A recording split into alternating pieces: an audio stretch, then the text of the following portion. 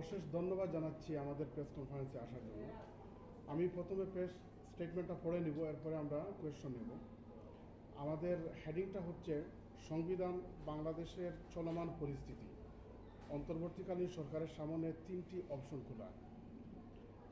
প্রিয় সাংবাদিক বন্ধুগণ, গত 15 বছরে পতিত স্বৈরশাসক নিজে ক্ষমতায় থাকার স্বার্থে ও চূড়ান্ত কর্তৃত্বপরায়ণ হয়ে উঠতে সংবিধানকে কাটাছিড়া করে এমন একটি পর্যায়ে নিয়ে এসেছিল যে একজন নাগরিক চাইলেও সংবিধান সঠিকভাবে অনুসরণ করে চলতে পারবেন না যদি না সেটা না ভেঙে। One cannot follow the constitution without violating it. অন্তর্বর্তীকালীন সরকারও দায়িত্ব নিয়ে পড়েছেন বেশ ঝামেলায় ও গেড়াকলে। তাদের ক্ষমতা নেওয়াটা সংবিধানের কোনো বিধান প্রত্যক্ষভাবে সমর্থন করে না। তারাও দৃশ্যত সংবিধানের কিছু অংশ মানছেন বা মানতে পারছেন, আবার অন্য অংশ কিংবা বহু অংশ মানছেন না বা মানতে পারছেন না। সংবিধানের যে কি আজগুবি অবস্থায় আছে তা কয়েকটি উদাহরণ দিলে পরিষ্কার হবে। প্রথমত, সংবিধানের 123 অনুচ্ছেদ অনুযায়ী সংসদ না ভেঙে নির্বাচন করা যাবে, যা সংসদীয় গণতন্ত্রের ইতিহাসে বিরল ও নজিরবিহীন। এবং একসাথে 300+300 মোট 600 এমপি স্বল্প সময়ের জন্য হলেও নির্বাচিত থাকেন একসাথে। এই বিধান প্র্যাকটিস করেছেন পতিত সরকার। দ্বিতীয়ত, সংবিধানের 7 ক অনুচ্ছেদ অনুযায়ী সংবিধান বাতিল, রদ, ষড়যন্ত্র ও সর্বোচ্চ শাস্তির কথা এমনভাবে লিখে সন্নিবেশিত করা হয়েছে যে পতিত সরকার বা তাদের কোনো দূষর যদি কোনোভাবে ক্ষমতায় আসতে পারে তাহলে বর্তমান সরকারের সবার সর্বোচ্চ শাস্তি নিশ্চিত করতে পারবে। তৃতীয়ত, সংবিধানের 54 অনুচ্ছেদ অনুযায়ী রাষ্ট্রপতির অনুপস্থিতিতে স্পিকার রাষ্ট্রপতির দায়িত্ব পালন করবেন। কিন্তু স্পিকার যদি অসমর্থ বা অনুপস্থিত থাকেন তাহলে কে রাষ্ট্রপতির দায়িত্ব পালন করবেন এ বিষয়টি সংবিধান অনুধাবন করেনি, কন্টেমপ্লেট করেনি। চতুর্থত, 47 অনুচ্ছেদে অনেক বিধান আছে যা সরাসরি মৌলিক অধিকার সংক্রান্ত সংবিধানের অন্যান্য অনুচ্ছেদের সাথে সরাসরি সাংঘর্ষিক এবং বিপরীত। পঞ্চমত, সংবিধানের 7 খ অনুচ্ছেদ সংবিধানের সিংহভাগ সংশোধন, সংযোজন, পরিবর্তন, প্রতিস্থাপন এবং রহিতকরণ অযোগ্য ঘোষণা করা হয়েছে। সংবিধানের কন্ট্রাডিকশন ও কনসিস্টেন্সির ব্যাপারে আরও বহু উদাহরণ দেওয়া যাবে।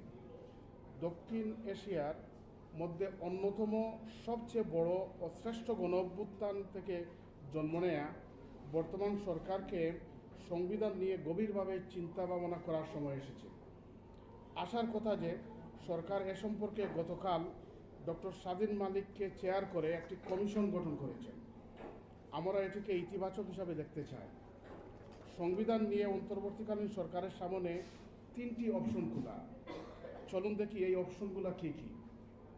প্রথম অপশন, গত 25 বছরে কাটাছেঁড়া করা সংবিধান ভেঙে সম্পূর্ণ নতুন একটি সংবিধান জাতিকে উপহার দেয়া। নির্বাচনের মাধ্যমে 300 আসনে MCA, member of constituent assembly,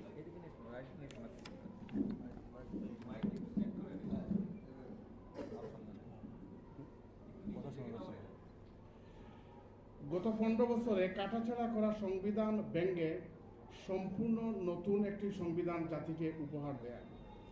সংবিধানের মাধ্যমে 300 আসনে মেম্বার অফ কনস্টিটিউয়েন্ট অ্যাসেম্বলি তথা এমসিএ নির্বাচিত করে কনস্টিটিউয়েন্ট অ্যাসেম্বলি গঠন করা। এটির একমাত্র এবং কেবলমাত্র কাজ হবে সংবিধান রচনা ও গৃহীত অ্যাডপ্ট করা। এর সাথে অন্তর্বর্তীকালীন সরকারের মেয়াদ, স্থায়িত্ব ও চলমান কাজের বৈধতা একসাথে গণভোটের আয়োজনও করা যেতে পারে।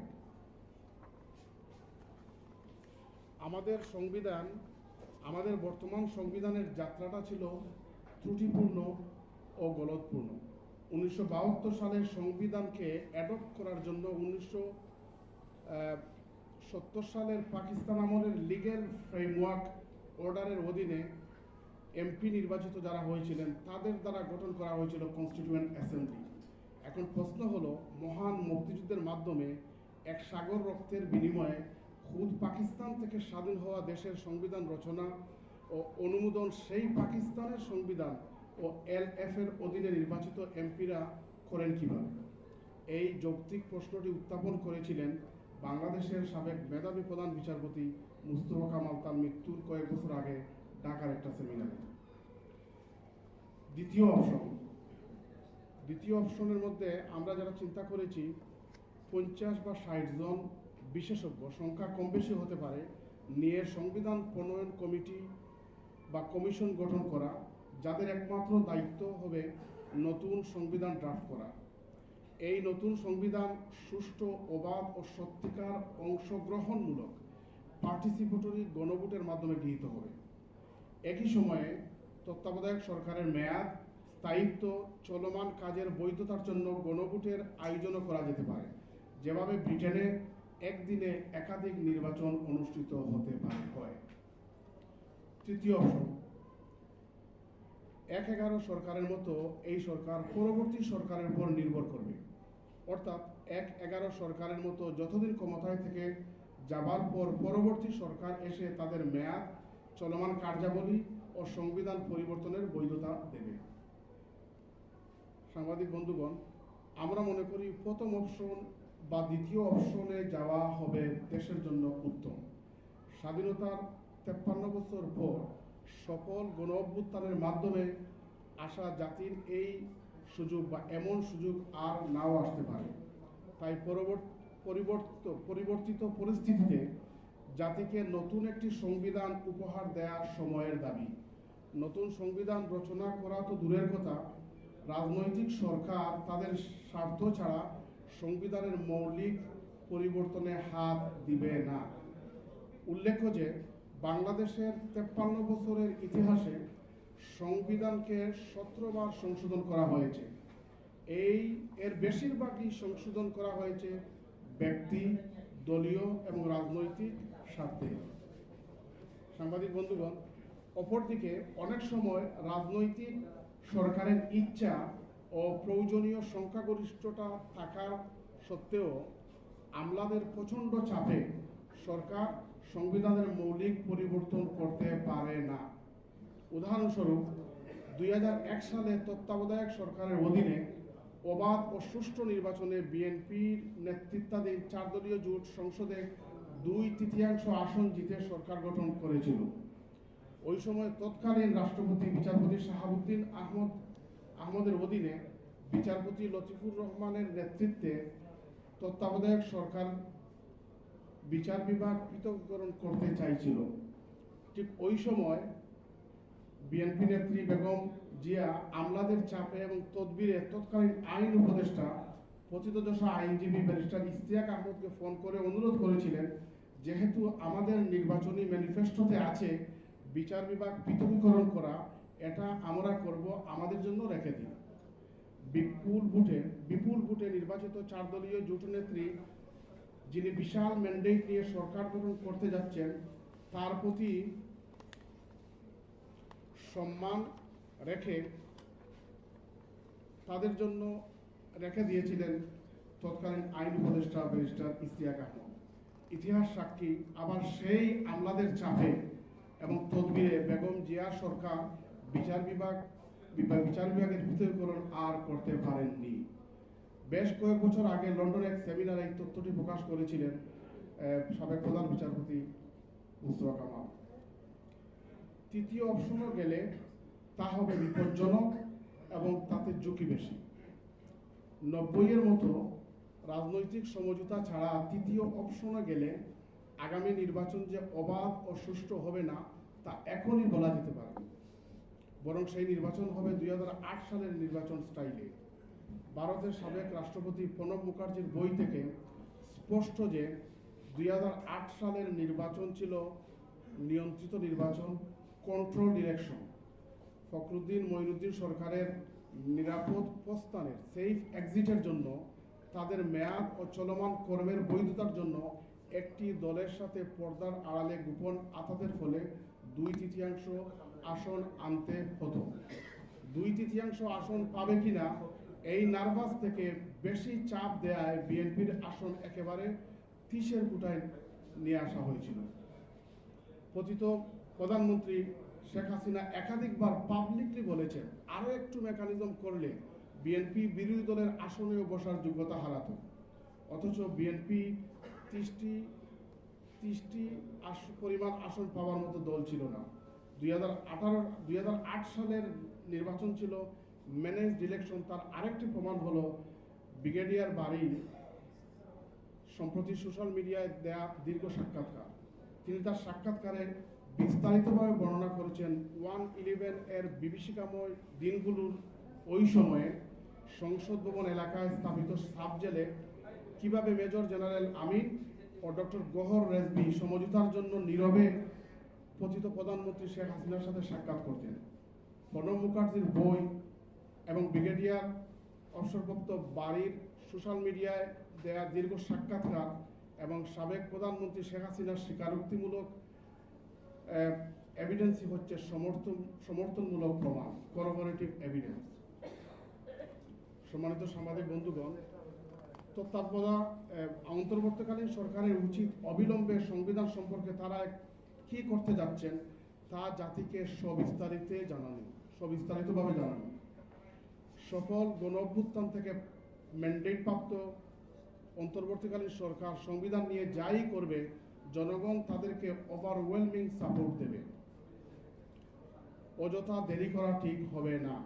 দেরি করলে গণ অভ্যুত্থান থেকে সৃষ্ট মোমেন্টাম আস্তে আস্তে হ্রাস পাবে। জাতি সংবিধান নিয়ে অনেকটা দুরাশার মধ্যে আছে। এই দুরাশায় সৃষ্টি করে গুজব, কানকথা ও উৎকণ্ঠা। যে যাই বলুন, পরিবর্তিত পরিস্থিতিতে রাষ্ট্রকে মেরামত ও দেশকে অবারিত সম্ভাবনার দিকে নিয়ে যাওয়ার জন্য আমাদের দরকার নতুন, যুগোপযোগী, আধুনিক এবং গতিশীল সংবিধান। ধন্যবাদ।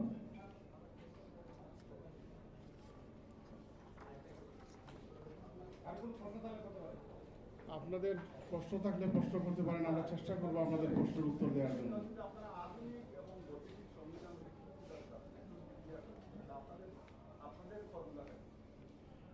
দেখেন, আমরা মনে করি যে বাংলাদেশের সামনে একটা অবাধ সম্ভাবনাময় সুযোগ আসছে এবং আসবে।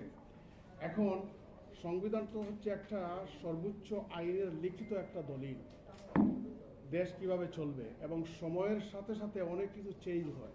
যে সংবিধান 72 সালে রচিত হয়েছিল, অবস্থা, সময়, যুগ অনেক কিছু পাল্টিয়েছে। সুতরাং আমরা মনে করি আধুনিক, এখন হচ্ছে গ্লোবাল ভিলেজের সময়। তো আধুনিক বিশ্বে সময়ের সাথে অবাধ সম্ভাবনাময় দিকটাকে সামনে রেখে জনগণের মৌলিক অধিকার সংরক্ষণ করে একটা সুন্দর যুগোপযোগী সংবিধান রচনা করা। আমরা বর্তমান সরকারকে আমাদের পক্ষ থেকে, আমাদের অবস্থান থেকে সর্বোচ্চ সহযোগিতার আশ্বাস দিচ্ছি এবং আমরা সহযোগিতা করতে চাই। দেশ আপনার আমার সভা এবং আমরা মনে করি কালেকটিভলি, ইউনাইটেডলি যদি আমরা দেশের জন্য কাজ করি, দেশ অবশ্যই একটা সুন্দর, গতিশীল, আধুনিক সংবিধান পাবে। আপনারা প্রথমত বলেছেন যে শাহরিয়ার মালিকের নেতৃত্বে যে কমিশন গঠন হয়েছে সেটিকে ইতিবাচকভাবে দেখছেন। দ্বিতীয় অপশনে লিখেছেন 50 থেকে 60 জন বিশেষজ্ঞকে নিয়ে সংবিধান প্রণয়ন কমিটি গঠন হতে পারে। তাহলে কি শাহরিয়ার মালিকের নেতৃত্বকে 50 জন দিবেন নাকি আপনারা 50 জন সাজেস্ট করবেন?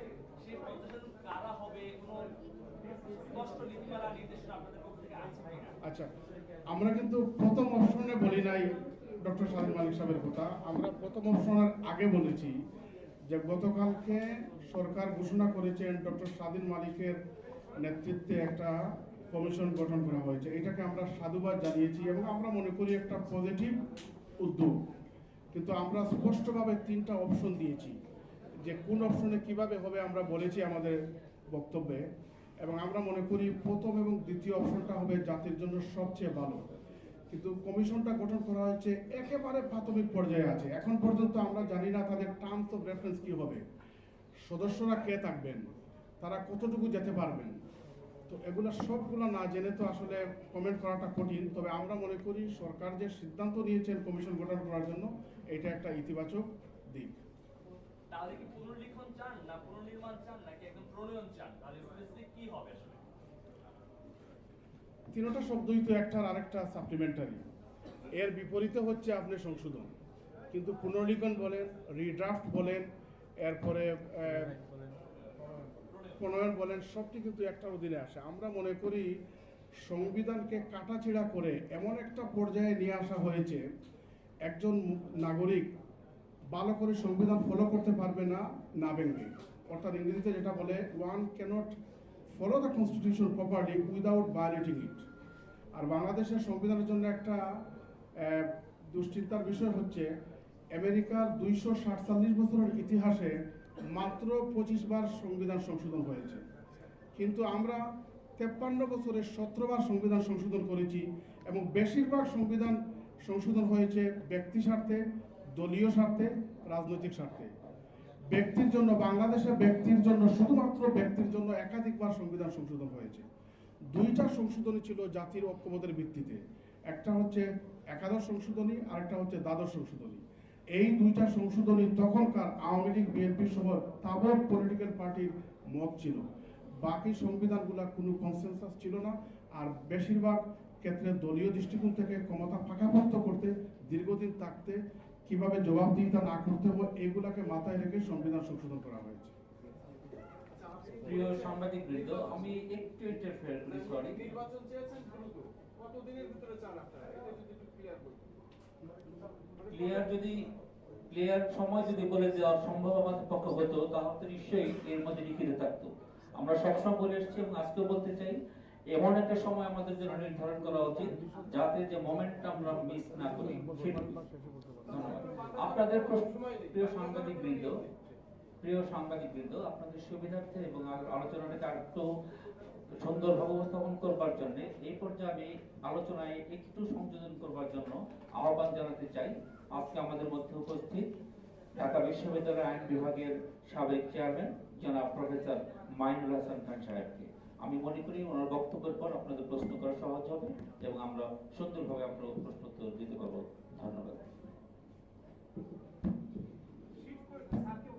আপনাকে অনেক ধন্যবাদ। আমি ওখানে দাঁড়িয়ে কথা বলি।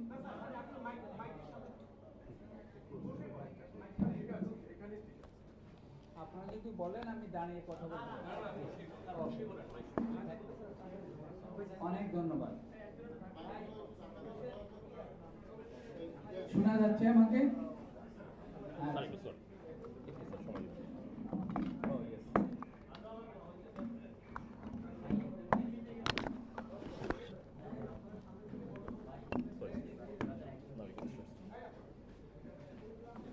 আশা করি আপনারা আমাকে শুনতে পাচ্ছেন। বিসমিল্লাহির রহমানির রহিম। আসসালামু আলাইকুম ওয়া রাহমাতুল্লাহ। আজকের এই গুরুত্বপূর্ণ আলোচনা বা আপনাদের সামনে আমাদের কিছুটা নাগরিক জবাবদিহিতার এই উপলক্ষে আমি কয়েকটি কথা যা আপনারা সবাই জানেন সেগুলি বলব। প্রথমত, সাংবিধানিক সংশোধনীর সংখ্যা নিয়ে আমাদের কথাবার্তা বলে খুব একটা লাভ নেই।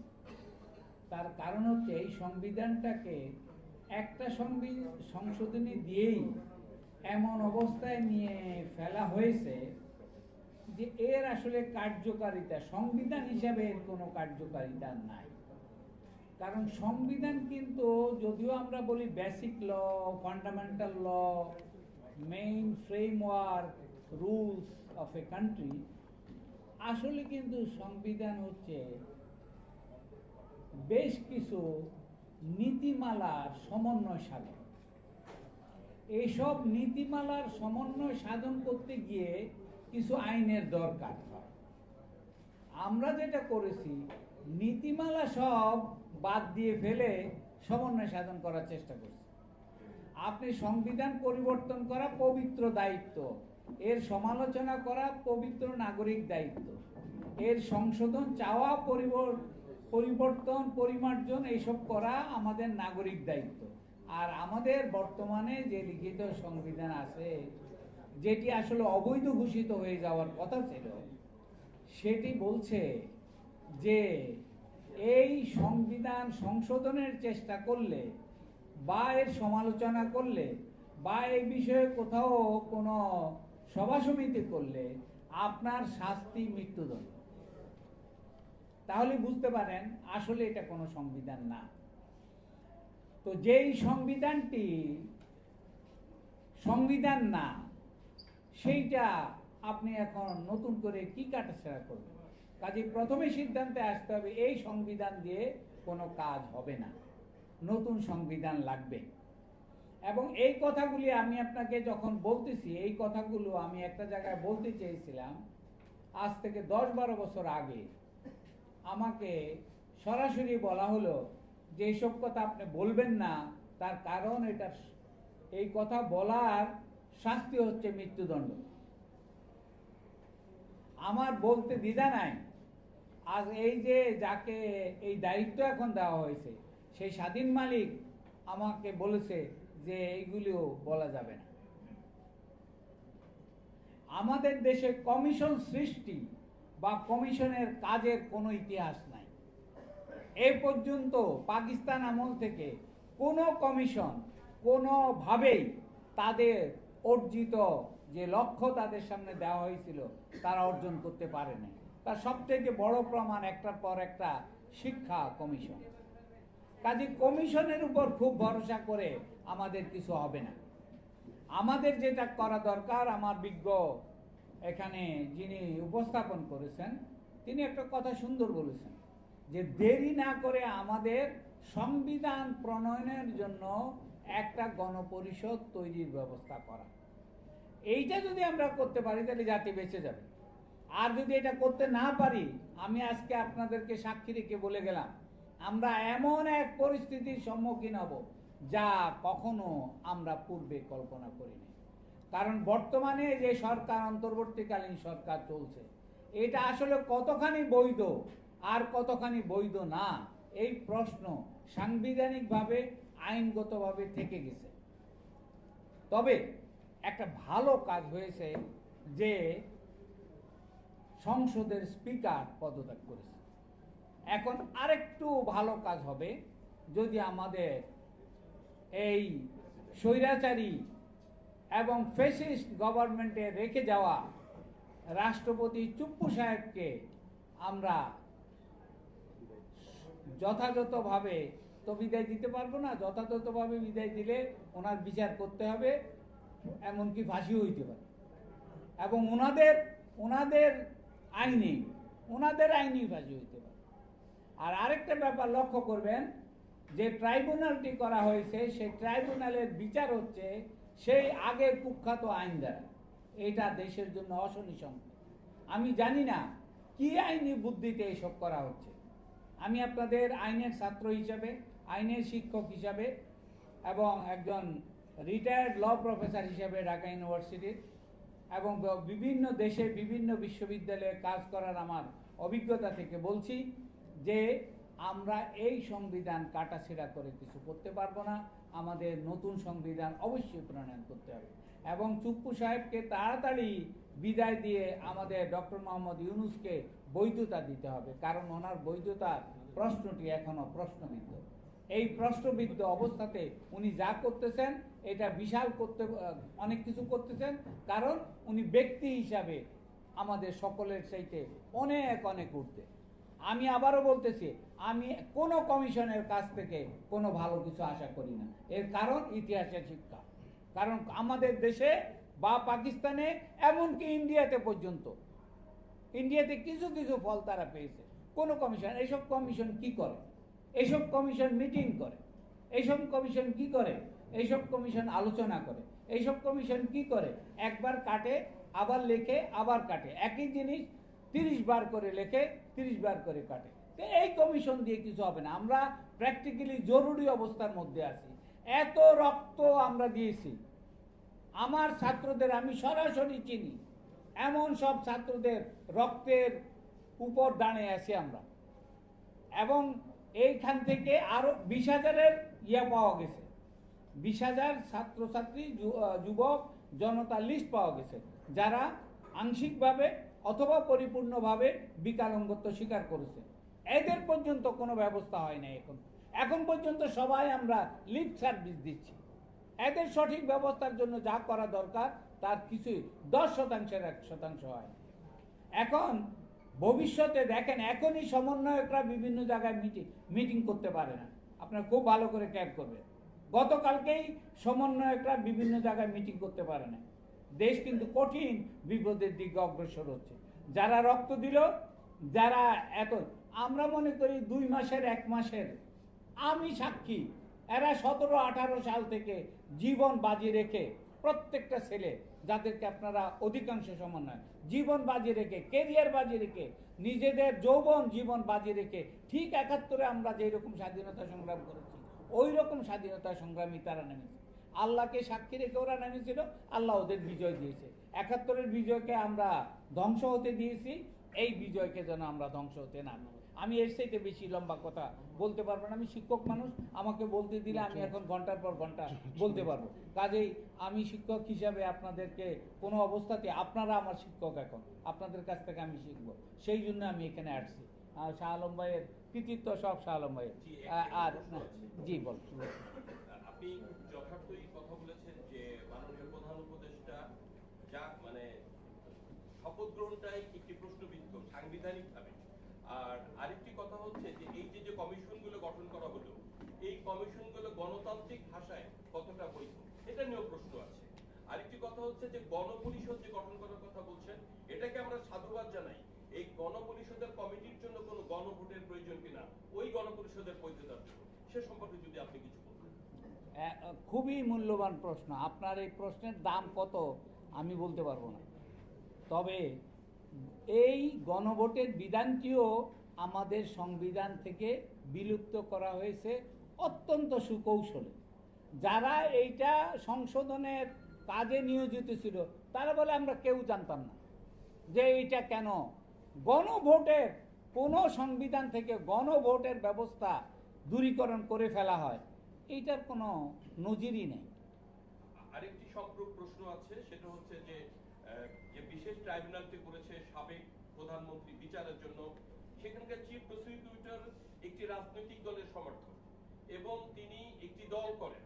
তো এখানে নানা মানুষের ন্যায় বিচার নিয়ে যে প্রশ্নটি উঠেছে, সে প্রশ্নটি এই আন্দোলনটিকেই রাজনৈতিকভাবে আরো প্রশ্নবিদ্ধ করবে কিনা, এ বিষয়ে যদি আপনি কিছু। এখন প্রত্যেকটা পদক্ষেপ যা নেওয়া হচ্ছে, আপনার এই প্রশ্নের উত্তরে আমি যদি বলি, এর উত্তর হবে হ্যাঁ বোধক। কিন্তু পরিস্থিতি যাচাই করলে আমাদের দেশে একটা বিরাট সংকট হচ্ছে যে লোক পাওয়া যায়, লোক আছে, কিন্তু তাদেরকে কেউ তালাশ করে না।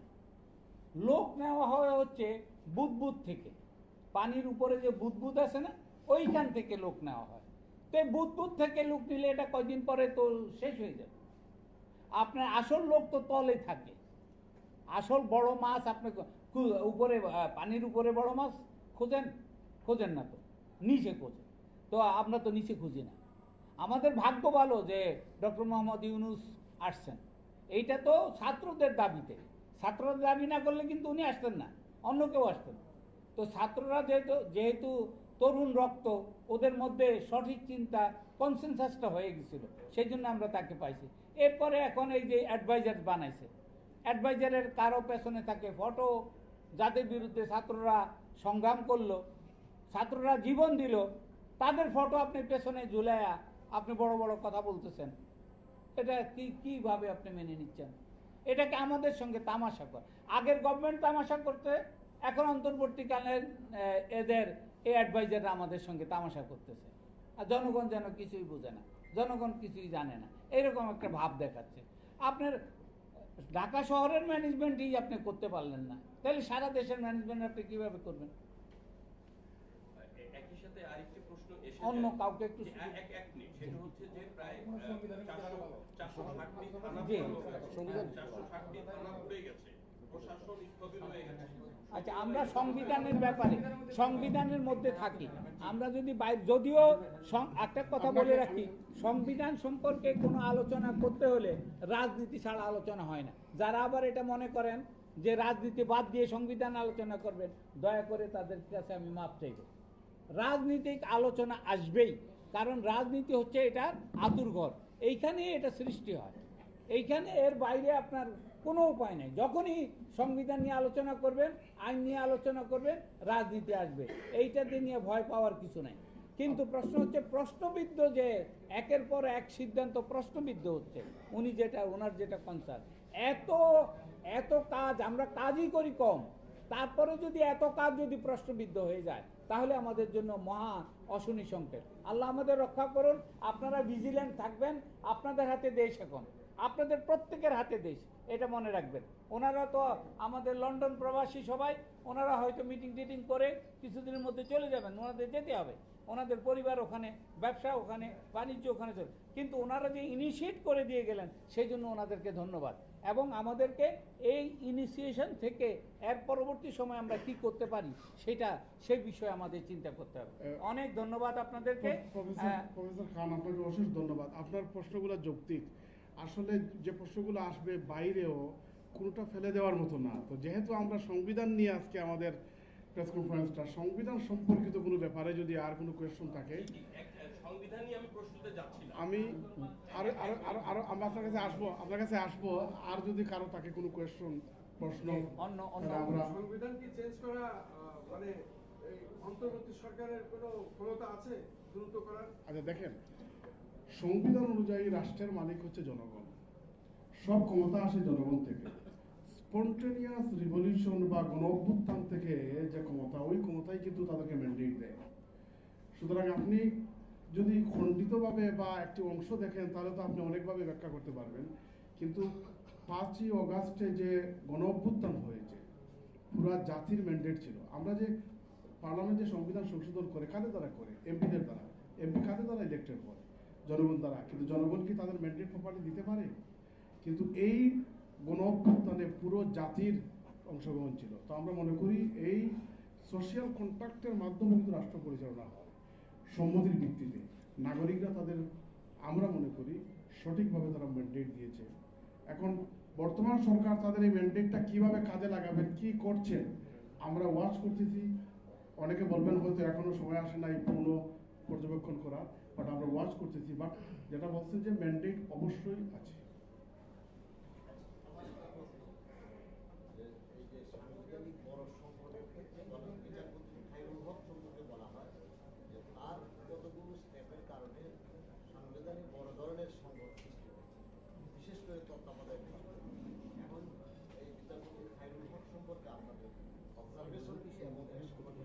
তো আপনারা তার অ্যারেস্ট দাবি করেন না দেখেন, কেন? তার বিচার দাবি করেন না তো? আমি বলি আপনাদের দাবি করতে হবে। সাংবিধানিক এটাই সাংবিধানিক প্রশ্ন তো। এটা না, আমি বলছি serious সাংবিধানিক প্রশ্ন। সাংবিধানিক এই যে গেড়াকলে দেশে পড়েছে, এই যে সংকটের সৃষ্টি হয়েছে, এর প্রধানতম দায়ী ব্যক্তি হচ্ছেন বিচারপতি ABM খায়রুল হক। তিনি যদি কাস্টিং ভোটে সংবিধান থেকে যদি রায়ের মাধ্যমে এবং অসদাচরণের মাধ্যমে যদি এই রায়ের মাধ্যমে এই প্রভিশনটা বাতিল না করতেন, তাহলে যে ধারা 90-এর পরে শুরু হয়েছিল, বাংলাদেশ কিন্তু এ থেকে বিচ্ছিন্ন হতো না। হয়তো ফেয়ার ইলেকশন হলে পরে কেয়ারটেকার গভর্নমেন্টের মাধ্যমে 2014 সালে হয়তো আওয়ামী লীগ আসতে পারতো না, কিন্তু 2018 সালে আসার সম্ভাবনা ছিল। কিন্তু উনি সর্বোচ্চ আদালতে তিনজন ডিভাইডেড হয়েছে, উনি কাস্টিং জাজমেন্টের মাধ্যমে সংখ্যাগরিষ্ঠ ভিত্তিতে এটা রায় দিয়েছেন। এবং সবচেয়ে আশ্চর্য হলো, রায়ের প্রথমে ছিল যে 2টি ইলেকশন হতে পারে কেয়ারটেকার গভর্নমেন্টের আন্ডারে, এটা তার অপারেটিভ পার্টে ছিল। 16 মাস পরে ওইটা ছিল না রায়ে। এবং রিটায়ারমেন্টের পরে 16 মাস পরে সাংবিধানিক বিষয়ে এভাবে রায় দেওয়া, অবসরে যাওয়ার পরে পৃথিবীর ইতিহাসে বিরল। আমি খুঁজে কোনো ব্রিটিশ ইতিহাসে পাই নাই। এইটা একটা চরম অবৈধ কাজ করা হয়েছে, ন্যাক্কারজনক কাজ করা হয়েছে, একটা দল বা ব্যক্তিকেন্দ্রিক করা হয়েছে। এবং আমি মনে করি আপনার কোয়েশ্চন, সম্মানিত সাংবাদিক সাহেব, যে তাকে বিচারের আওতায় নিয়ে আসা দরকার। তাকে দৃষ্টান্তমূলক শাস্তি না দিলে পরে এইভাবে বারবার জাতীয় জীবনে দুর্ঘটনা ঘটতে পারে।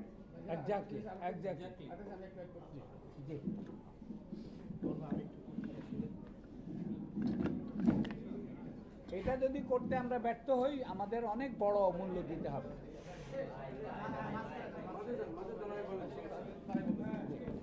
বিচারপতি ফাইরুল সাহেব আরেকটা কাজ করেছেন, নাজিব ভাই যেটা বলছেন সেটা তো আছে। উনি হাইকোর্ট বিভাগে থাকাকালীন